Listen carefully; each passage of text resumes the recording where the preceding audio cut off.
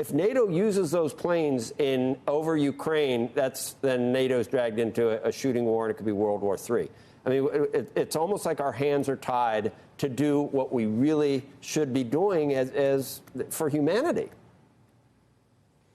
Well, first off, here's what's the positive right now. The Ukrainian people are standing up. So we need to provide the Ukrainian people with every resource, including planes. And then we should not say we're not going to do something. Say, look, everything's on the table. We're going to figure this out every day. Whenever you're going through something like this, you say, what can I do this moment? Whether it's you're dealing with a hurricane or you're dealing with a war, what can we be doing this moment?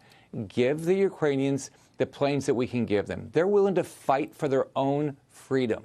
They're not asking American troops to come in there and fight for them. They're willing to fight for their own freedom. Give them the planes, give them ammunition, give them the anti-tank missiles, give them the air missiles, and give them everything they can to defend themselves. And they will defend themselves.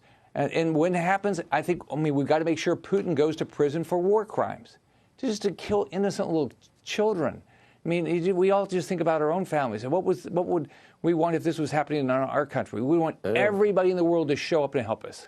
But, Senator, we've got Putin, bloviating that even the sanctions are an act of war. And we've got other people that have, been in his presence years ago saying that he seems like he's lost something or is even more unstable than before.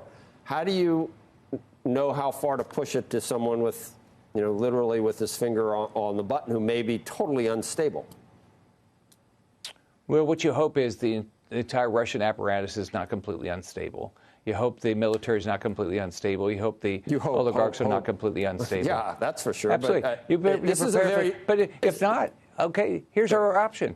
So if we just say, oh, if somebody has a nuclear weapon, we're just going to give them everything, then just go home.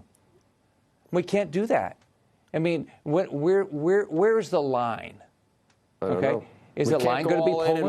We can't go all in and we can't go home. So that is the question. How do you think that the Biden administration's been navigating it so far? You want them to be tougher, or what actual things would you do differently? Well, unfortunately, Biden didn't do the right things to deter Putin. So, I mean, we can all complain about that. But right now, he's got to say every day, stop taking the Russian oil. And by the way, this idea that we're going to go do business with Maduro, he's killing his own citizen, or Iran that wants to kill all the Jews and demolish Israel, they're going to be our partner to save our economy? Come on. Why would we ever make ourselves dependent? You would, as an individual, you grow up, don't be dependent on somebody else. As a family, don't be dependent. As a company, don't be dependent. As a country, don't be dependent. We got to get the oil and gas going again in this country so we can help ourselves and help our allies. Every day we wait to do that continues to put us in an awkward position. And by the way, China's just what do you think China's doing? They're sitting there saying, is America, are democracies around the world willing to stand up? If not, boy, Taiwan's gone. Shepard Smith here. Thanks for watching CNBC on YouTube.